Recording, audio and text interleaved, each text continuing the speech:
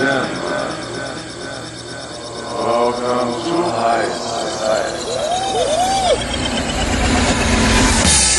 Welcome to High Society. Olá, amigos do High Society Online. Olá, Marco Antônio.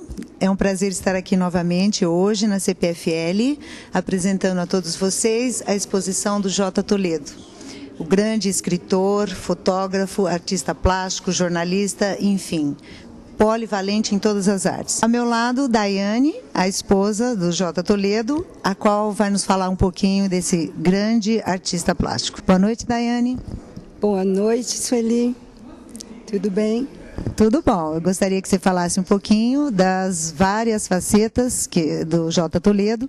Todos sabem que ele é um grande escritor, um jornalista reconhecido, mas eu queria também saber um pouquinho do J. Toledo fotógrafo, do J. Toledo artista plástico, principalmente. Eu sei que ele fez inúmeras exposições pelo Brasil, passando até pelo Museu de Arte Moderna de São Paulo.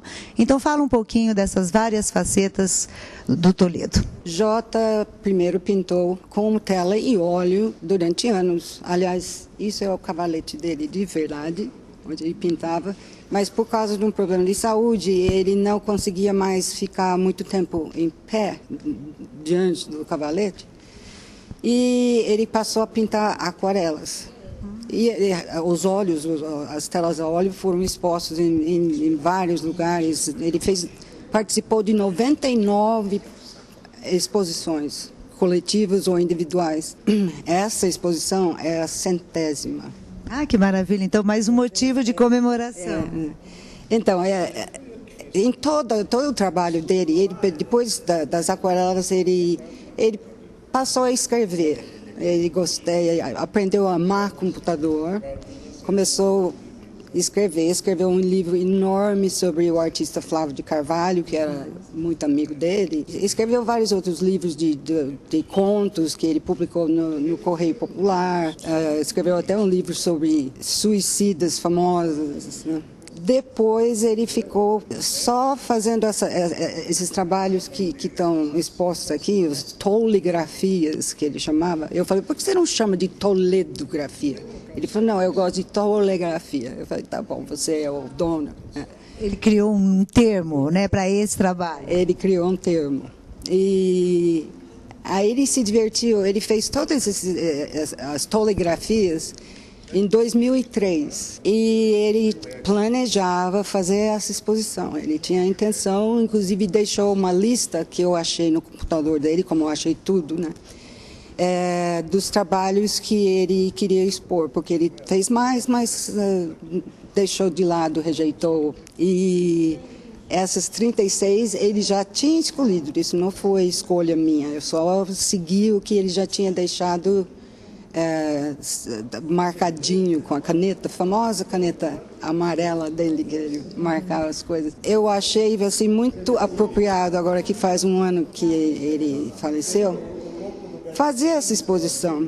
Tinha todo o material, estou tendo essa ajuda maravilhosa da CPFL, uma equipe, olha, profissionais mesmo, pessoas tão carinhosas.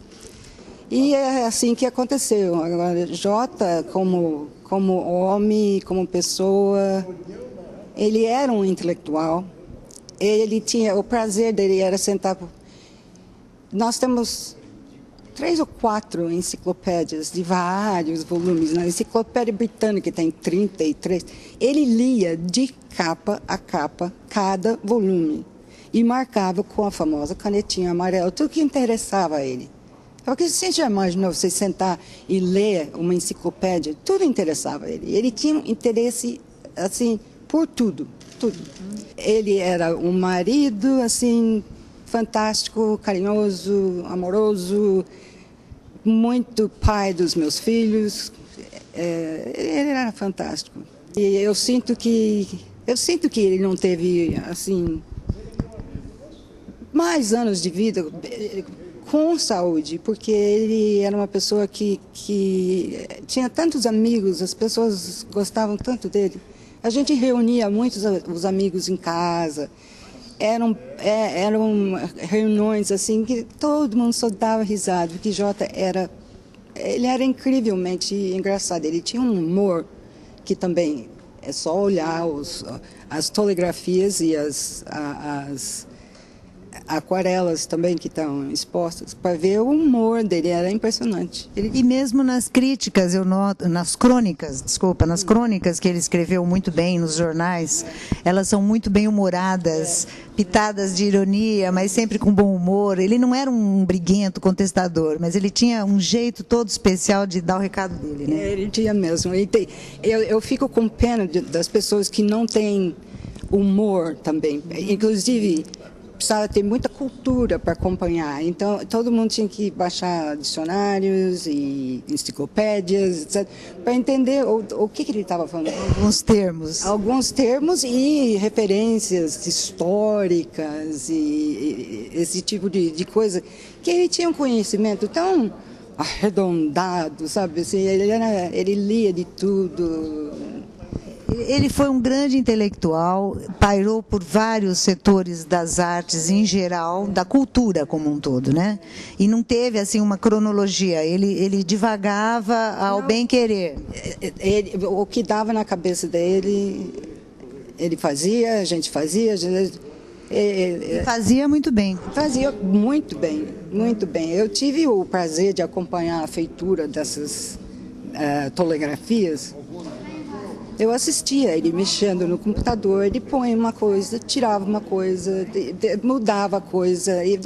Era fascinante, ele se divertia demais fazendo essas coisas que são muito bem-humoradas. E que são também, eu percebo, que ele acompanhou muito bem a evolução dos tempos, né? Ele teve uma trajetória, eu sei que ele começou com 14 anos, né, a mexer com artes plásticas. Primeira exposição aos 14 anos, a primeira. Pois é, então de uma forma, diríamos até autodidata, ou seja, era uma coisa mesmo que ele tinha dentro dele, né, uma verve cultural e um dom artístico que ele foi desenvolvendo ao longo dos anos e se dedicando em várias coisas. E é interessante que Jota começou muito menino, ele tinha amigos, o Flávio de Carvalho foi um que poderia ter sido o avô dele, mas era amigo.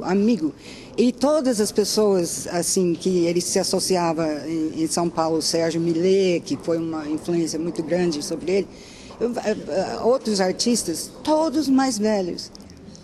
Jorge Amado foi um caso assim engraçado, porque Jota não conhecia pessoalmente, mas escreveu para ele uma carta muito gentil, explicou que ele era amigo do Flávio de Carvalho e que ele gostaria que Jorge fizesse o prefácio do livro. O que ele fez, muito amável e tudo mais. E com o tempo, eu não sei o que aconteceu, que o tempo passou, que Jorge Amado ficou sabendo que Jota era tão novo. Ele falou alguma coisa sobre os achaques da velhice. Jota não era velho, né? Isso ele tinha, o que ele podia ter? 47 anos por aí. Então, quando Jorge Amado ficou sabendo que Jota era um jovem, praticamente, ele ficou chocado. Ele já imaginava que ele teria a idade do Flávio mesmo, né? Foi muito interessante. E é interessante que ele entendia muito bem essa velhice, mas ele também tinha uma idade tenra, mas entendia muito bem a evolução da idade. Exatamente. E lidou com esse trabalho aqui, das tolegrafias, é um trabalho extremamente contemporâneo, né? O que vem se fazendo hoje, atualmente, no mundo das artes. É verdade. E é uma coisa que se não existisse computador, seria muito difícil fazer essas obras que estão aqui hoje. Daiane, está uma delícia falar com você, mas nosso tempo de internet é curto e eu queria aproveitar, primeiro te agradecer, foi uma delícia conversar com você, eu estou encantada e eu gostaria agora de convidar o nosso internauta para ver as tolegrafias e apreciar tudo isso que nós estamos falando aqui, conhecer um pouco do nosso querido Jota Toledo. Muito obrigada, viu? Nada, agradeço. Eu que agradeço. Tchau, tchau.